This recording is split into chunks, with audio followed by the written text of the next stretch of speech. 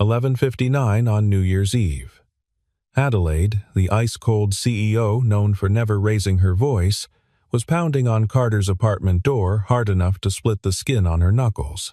"Open the door," she screamed, her breath visible in the freezing hallway, her voice breaking not just from cold, but from fear. Inside, Carter stood frozen, his heart hammering like a war drum. Why would the woman who destroyed his life show up now?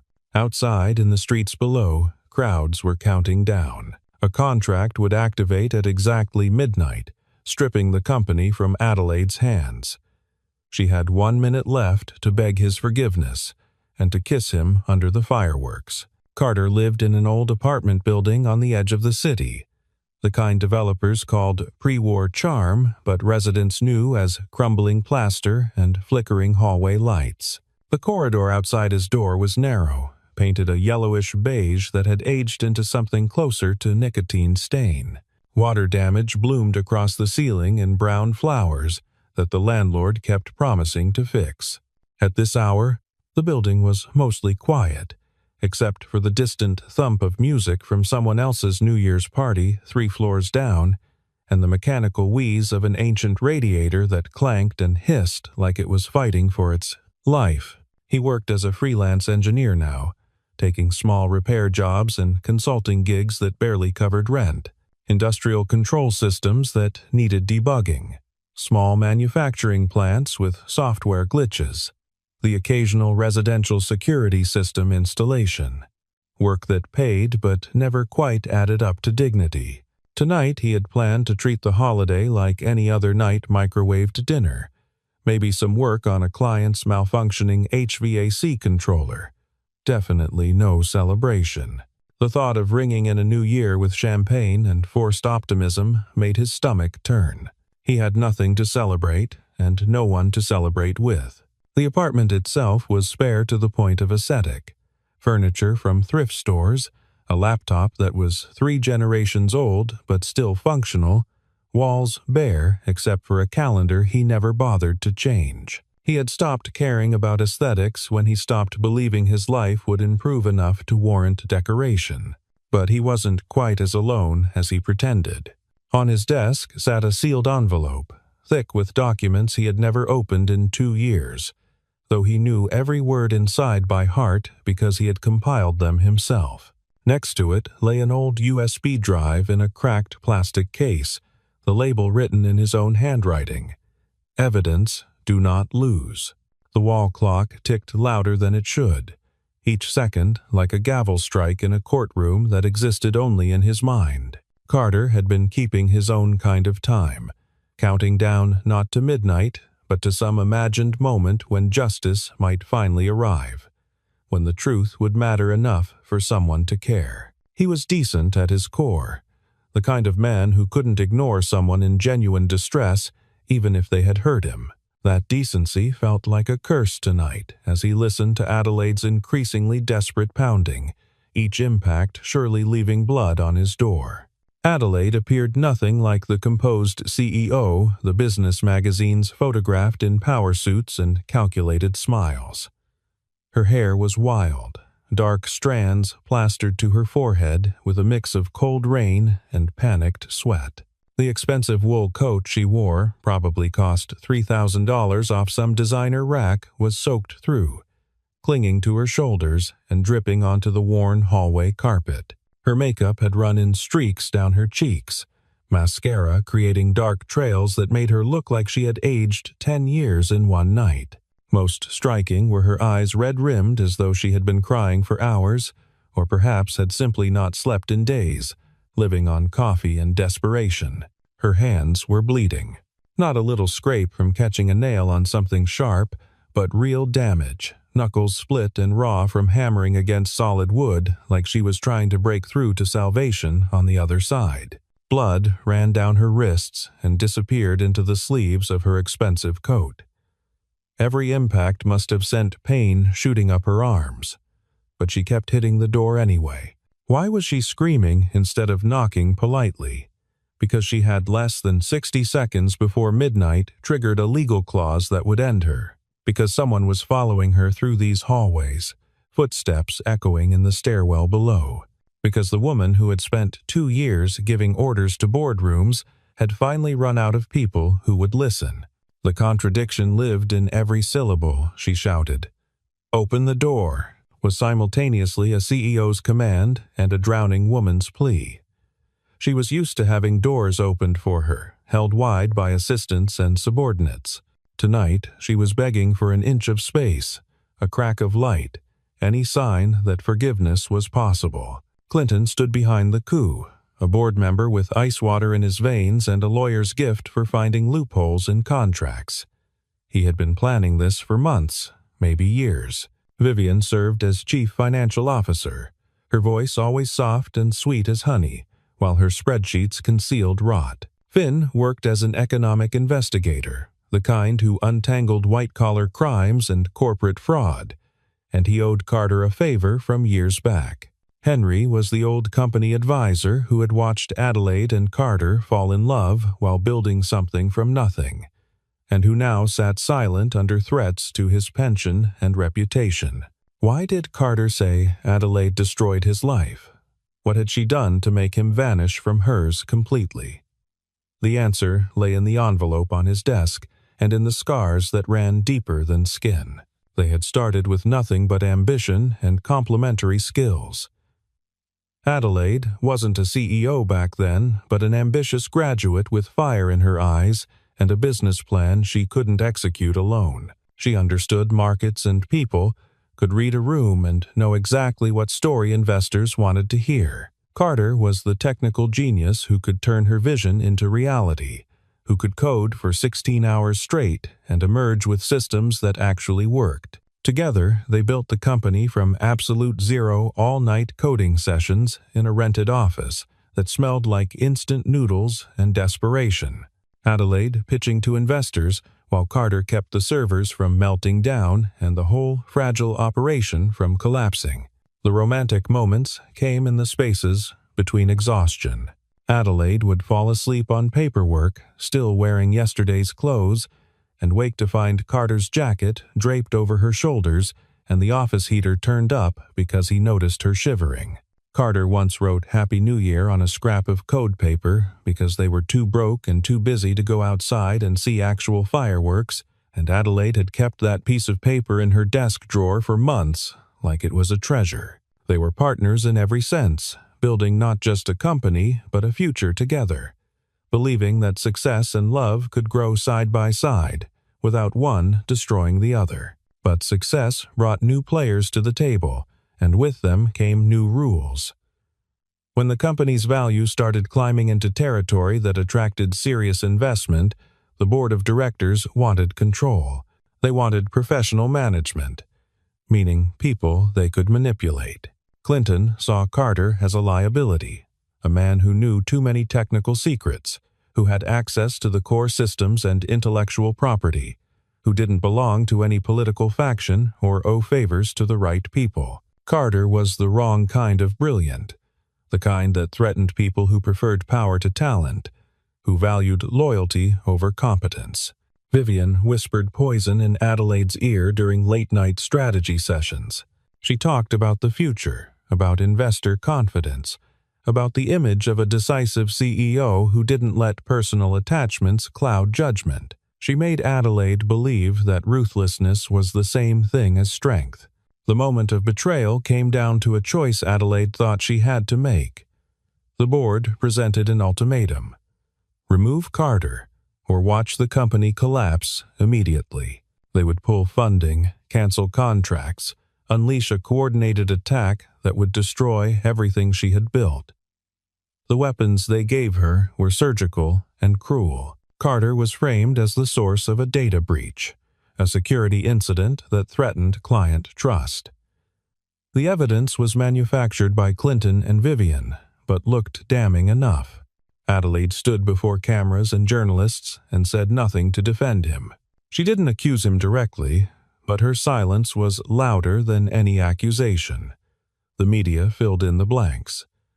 Carter became the scapegoat. He didn't fight, didn't rage or plead or make a scene. He simply packed his things and left, stopping only to say one sentence to Adelaide in the empty office they used to share. "When you finally call me, it might already be too late." Then he walked out of the building and out of her life.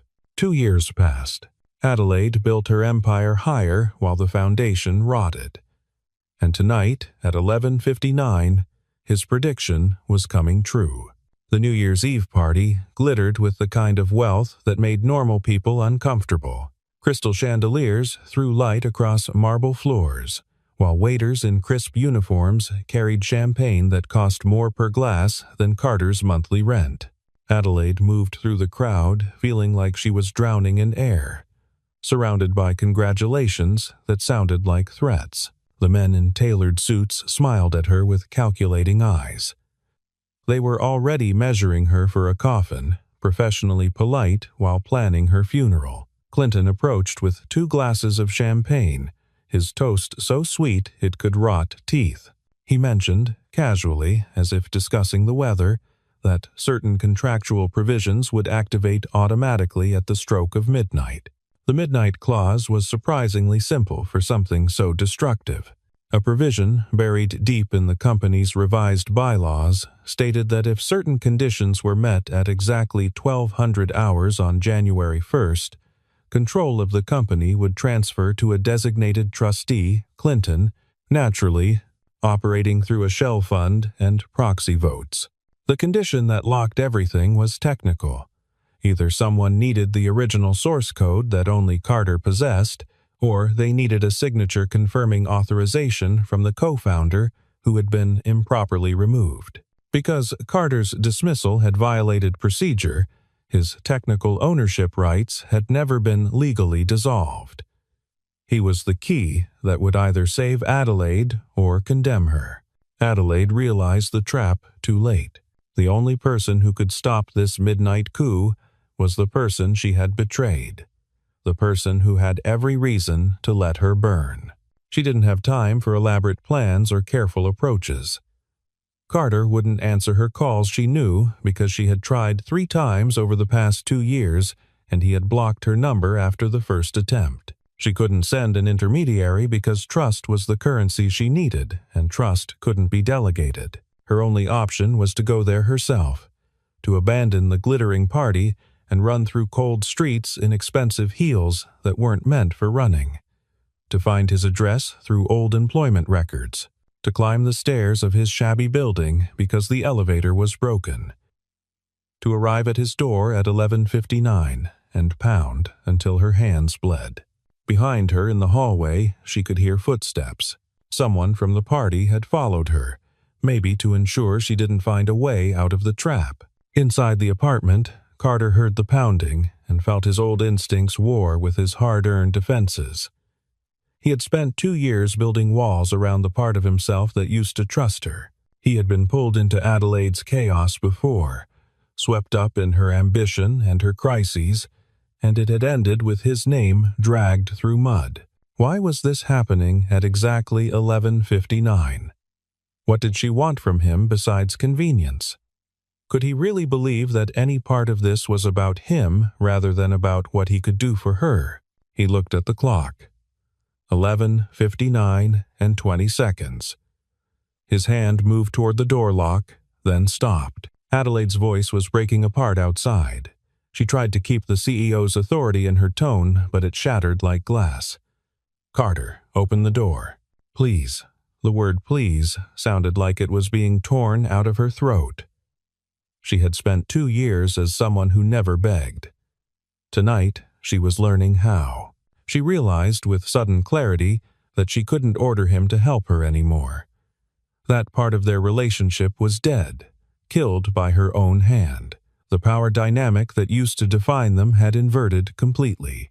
He was behind a locked door with everything she needed, and she was in a hallway, bleeding and desperate. The danger was getting closer. Footsteps echoed in the stairwell. An elevator dinged on a lower floor, which was impossible because the elevator was broken unless someone had gotten it working just to chase her here. Adelaide said one sentence that cut through all of Carter's defenses.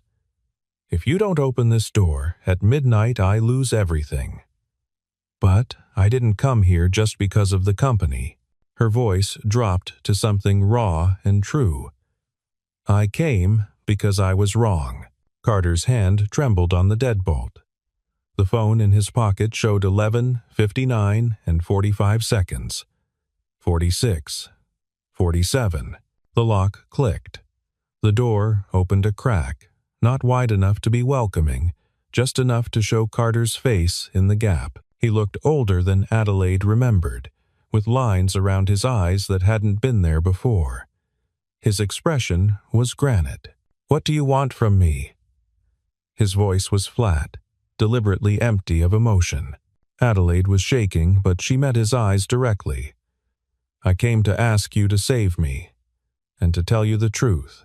She wasn't crying, but her face held something worse than tears, the hollowed-out expression of someone who had stopped being able to lie to herself. She confessed 3 things in rapid sequence. First, that she had stayed silent when he was framed. Second, that she had chosen ambition because the board made her believe she had no other choice. Third, that she had spent 2 years living like an animated corpse, functional but hollow, running a company that felt like a mausoleum. But Adelaide knew confession without evidence was just noise. She pulled out her phone with bloody fingers and showed him screenshots. A recorded conversation where Clinton outlined the midnight clause. Messages from Vivian coordinating the timing. A text from Clinton sent just 20 minutes ago. "At midnight, you'll be nothing but a placeholder." Carter didn't soften. Couldn't afford to. So a kiss is a negotiation tactic now? The bitterness in his voice was 2 years old and still fresh. Adelaide's breath hitched like she had been struck, but she answered honestly. "No. The kiss is something I owe you from the last time I turned my back." Her voice barely rose above a whisper. "I came to give you back what I stole, if you help me stop midnight. After that, if you want me gone, I'll go." The clock read 11:59 and 55 seconds. Carter was forming another question when new knocking came at the door, harder, colder, more professional than Adelaide's desperate hammering. Clinton's voice carried through the wood, smooth and poisonous as antifreeze. "Adelaide, you've wandered off course." The words were phrased like concern, but landed like threats. Carter understood instantly. Adelaide wasn't just running from a corporate coup.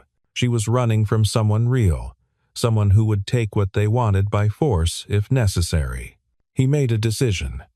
Grabbed Adelaide's wrist and pulled her inside, slamming the door and throwing the deadbolt. Adelaide gasped for air, her back against his wall, looking more fragile than he had ever seen her. "They'll take what you're holding. Then they'll destroy any chance I have left." Carter moved to his desk and picked up the sealed envelope he had kept for 2 years. "You think I haven't been preparing for something?"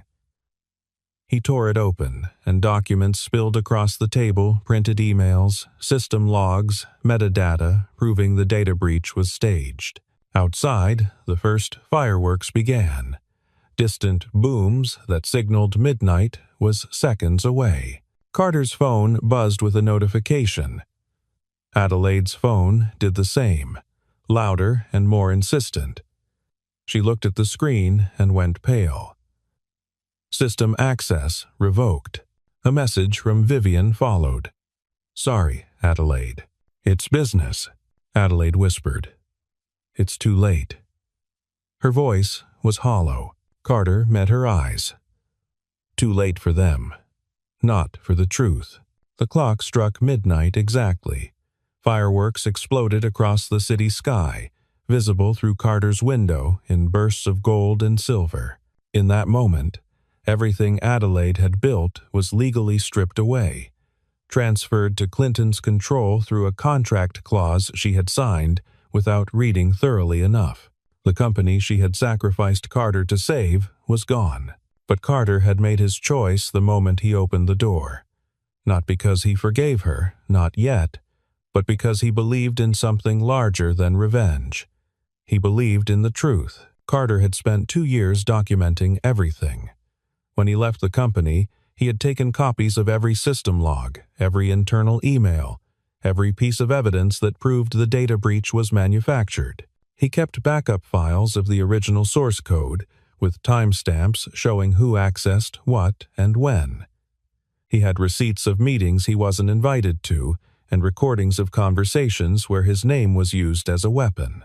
He hadn't released any of it because part of him still cared about the company he had helped build. Destroying it publicly would hurt innocent employees, tank the stock price, ruin people who had nothing to do with the betrayal. And somewhere deeper, somewhere he barely admitted to himself, he had hoped Adelaide would fix it on her own, that she would find her spine and stand up to Clinton and Vivian without needing him. She hadn't. But tonight she was trying. Carter set terms clearly. You want me to save you, then you have to burn your own throne.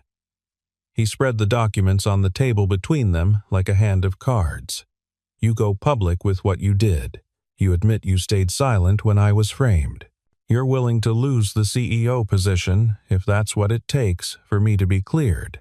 Adelaide looked at the evidence, then at Carter. The choice was impossibly simple and devastatingly hard. She nodded. I'll do it. Her hands were still bleeding. She wiped them on her expensive coat and reached for her phone. Carter stopped her. Not yet. First, we call Finn. He pulled out his own phone and dialed. When the investigator answered with a confused, Carter? It's midnight. Carter didn't waste time on pleasantries.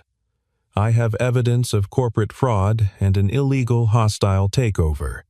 I need you now. Finn had worked with Carter years ago on a different case, and Carter had helped him crack a technical puzzle that made Finn's career. The investigator owed him, and more importantly, Finn was someone who still believed in doing the right thing, even when it was inconvenient. Give me 20 minutes, Finn said, already moving. Another round of pounding hit the door. This time, there was the metallic scrape of something being inserted into the lock. They were coming in, whether Carter cooperated or not. The first twist came from an unexpected direction. Vivian called Adelaide directly, and Adelaide, shaking, put the phone on speaker. The CFO's voice dripped false sympathy. Adelaide, I hope you understand, this is nothing personal. Just business. But then she said something that changed the game.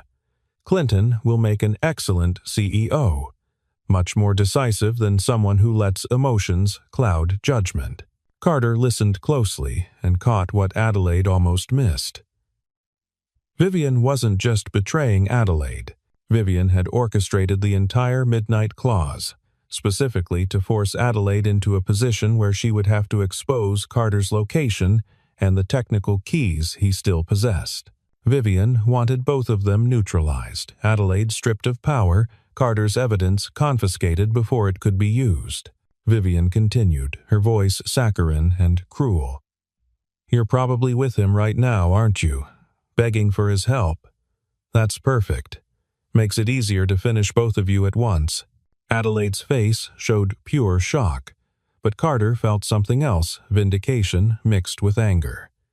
He had suspected the betrayal went deeper than simple ambition, and now he had confirmation. The second twist was smaller but more personal. Adelaide asked, voice breaking, Why didn't you destroy me when you had the chance? You had all this evidence for 2 years. Carter was quiet for a moment, looking at the scattered documents. Because I didn't want to become Clinton. He met her eyes. I could have pressed send on an email that would have buried you, would have felt justified, even. But that would have made me into someone who destroys people for revenge. He paused. I'm not that person. Even when you made it hard not to be. Adelaide stared at him, and for the first time in 2 years, she saw clearly what she had sacrificed. Not just a business partner, not just a technical genius, but a man who was fundamentally decent in a world that rewarded the opposite. Carter asked the question that mattered most. His voice was quiet but sharp as a scalpel. Adelaide could have lied. could have said what he wanted to hear. Instead, she told the most painful truth. I came because I was afraid. Afraid that the new year would start and I wouldn't have one more chance to say I love you in a way that wasn't poisoned by what I did. Her voice cracked completely on the last words. Not the controlled crack of someone performing emotion, but the real break of someone who had finally run out of armor. Outside the window, fireworks painted the sky gold and silver, beautiful and indifferent to the small human drama playing out in a shabby apartment. Inside, Carter and Adelaide stood in near darkness, the only light coming from the laptop screen displaying evidence of corporate conspiracy. Finn arrived with a small team, not police exactly, but legal investigators, with enough authority to freeze assets and secure evidence.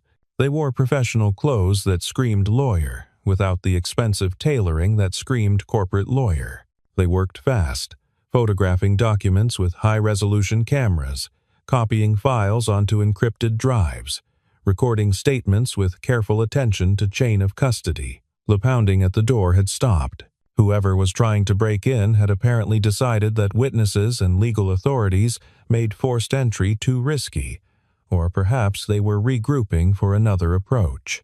Carter and Adelaide sat at the laptop while Finn set up a video connection to an emergency board meeting that was still technically in session.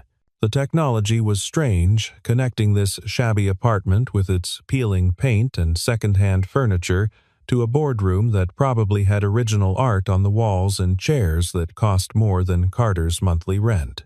Board members appeared on screen one by one, some still at the New Year's party with champagne glasses visible in the background, others calling in from homes or offices with bookshelves carefully arranged behind them. Clinton's face was prominent on the main screen, his expression carefully neutral, but his eyes alert for danger like a predator sensing a trap. Adelaide appeared on camera without makeup, without polish, without any of the armor she usually wore into battle. Her expensive coat was dirty and wet. Her hands were bandaged from where Finn's assistant had cleaned and wrapped the wounds, white gauze stark against her pale skin. She looked nothing like the CEO they were used to seeing in quarterly reports and investor presentations. She looked human and broken and somehow more powerful because of it. Like vulnerability had burned away everything false and left only what was real. She spoke simply, each word chosen for truth rather than strategy. I need to make a statement. 2 years ago, I allowed an innocent person to be blamed for a data breach he didn't commit. I stayed silent when Carter Hayes was framed because I was told the company would collapse if I didn't. The board presented me with an ultimatum: sacrifice Carter, or watch everything we built get destroyed overnight. Her voice was steady now, past fear or pride or any concern for how this would play in tomorrow's headlines. I chose the company over the truth. I chose my position over a person. I take full responsibility for that choice and its consequences. The board erupted in chaos.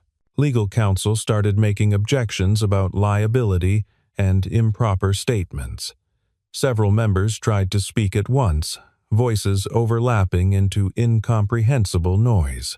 Clinton tried to call for adjournment, citing procedural concerns and the late hour. But Adelaide kept talking, and the investigators made sure the connection stayed live, Finn's hand hovering over the keyboard, ready to block any attempt to cut the feed. What I didn't know until tonight was that the same people who forced that choice have been planning to remove me through a contract clause designed to activate at midnight. That clause has already been triggered. She held up her phone, showing the system access notification that had stripped away her authority. I no longer have operational control of this company, but I do have evidence that the clause itself was created through fraud, and that the data breach 2 years ago was manufactured to create the leverage that forced my hand. Carter appeared on camera beside her, and several board members recognized him immediately. Whispers started, some shocked, some knowing, some calculating how this revelation would affect their own positions. Henry, the old advisor, looked like he might weep with relief. Carter didn't waste time on niceties or explanations. I'm Carter Hayes. I was the technical co-founder who was removed under false pretenses 2 years ago. I have system logs proving the data breach was staged. I have emails showing Clinton and Vivian coordinated the frame. I have documentation of every illegal step taken to remove me and eventually remove Adelaide. He shared his screen. Document after document appeared, each one more damning than the last. Meeting notes where Clinton discussed eliminating technical liability with specific timelines for removing Carter. Messages where Vivian calculated the optimal time to trigger the midnight clause, factoring in holiday schedules and reduced oversight. System logs showing access from Clinton's personal devices to servers he claimed were compromised by Carter, including timestamps that proved the breach happened from inside the building while Carter was provably elsewhere. Financial records showing payments to consultants who specialized in corporate restructuring, which was polite language for hostile takeovers. Clinton's careful neutrality cracked. He tried to speak, but his lawyer grabbed his arm. Vivian's camera feed suddenly went dark. She had disconnected. Adelaide made her final move. I'm resigning as CEO effective immediately, pending independent investigation. But I'm also requesting that all actions taken under the Midnight Clause be frozen until the fraud investigation is complete. She looked directly at Clinton through the screen, and I'm formally requesting that Carter Hayes be reinstated as co-founder with full restoration of his ownership stake and reputation. It wasn't a victory. Not yet. But it was the beginning of justice, which felt more valuable than any corporate title. The kiss didn't happen in that moment of triumph. It came after Finn had left with boxes of evidence, after the emergency board meeting had devolved into accusations and legal threats, after Adelaide had made a dozen more calls, each one dismantling a piece of her own empire to expose the rot inside. They stood by the window, watching the last of the fireworks fade. The city was celebrating a new year while their old world burned behind them. Carter had helped because it was right, not because he had forgiven her. But somewhere in the chaos of the night, watching Adelaide sacrifice everything she had built to clear his name, something in him had shifted. Adelaide whispered, "Thank you for still opening the door." She wasn't expecting anything more. Wasn't asking for forgiveness or reconciliation, just acknowledging the gift he had given by choosing justice over bitterness. Carter turned to face her. The anger that had lived in his chest for 2 years was still there, but it had company now, something that felt almost like respect. "You didn't just ask me to save you.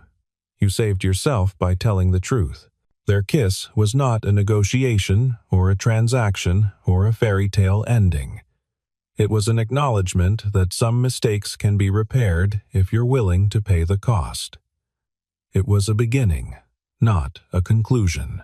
And it happened as the last firework burst outside the window, gold light flooding the shabby apartment and making everything look, for just a moment, like it might be possible to start again. The consequences came quickly. Adelaide was temporarily removed from all operational authority, while investigators tore through the company's records. The stock price dropped sharply as news of the scandal broke. Employees panicked. Clients demanded answers. It was brutal and public, and exactly what Adelaide had accepted when she chose truth over power. But something unexpected happened too. Public opinion began to shift in her favor. Not because people forgave her initial silence, but because they watched her take responsibility for it. She could have blamed the board, blamed Clinton, blamed the pressure and the circumstances. Instead, she stood in front of cameras and said, "I made the wrong choice. I'm fixing it now, even though it costs me everything." People respected that. Not everyone, but enough. Carter's name was cleared publicly. Professional organizations that had quietly distanced themselves suddenly remembered his contributions. Job offers appeared from companies that wanted his technical expertise. He was vindicated, formally and completely, with his reputation restored and his ownership stake acknowledged. But he didn't rush back to the company. Carter had learned something in 2 years of exile. He didn't need their validation. He had built a life, small and shabby as it was, that belonged entirely to him. Returning meant risking that independence. When reporters asked about his plans, he said simply, "I'm not interested in going backward. If there's a future here, it has to be something new, not a restoration of what was." One morning in early January, Adelaide stood outside Carter's apartment again. This time she didn't pound desperately. This time she wasn't running from anyone. She knocked gently and waited, holding 2 cups of coffee from the shop 3 blocks away. Carter opened the door. Not a crack this time, but enough to see her clearly in the morning light. She looked different without the CEO armor, tired, but somehow lighter, like she had put down a weight she didn't know she was carrying. "I didn't come because of a deadline," Adelaide said quietly. "I came because I want to start this year differently, not with midnight and panic, but with a morning and a choice." Carter stood silent for a moment, coffee steam curling between them. The decision he made next would define whether the kiss under fireworks had been an ending or a beginning, whether forgiveness was something that happened in a moment or something you built one day at a time. He stepped back, opening the door wider. "Then come in," he said simply. "We have a lot to talk about." The door swung open fully, letting morning light flood the apartment, washing away the shadows of desperate midnights and turning the page to something that might, with work and time and honesty, become something worth building.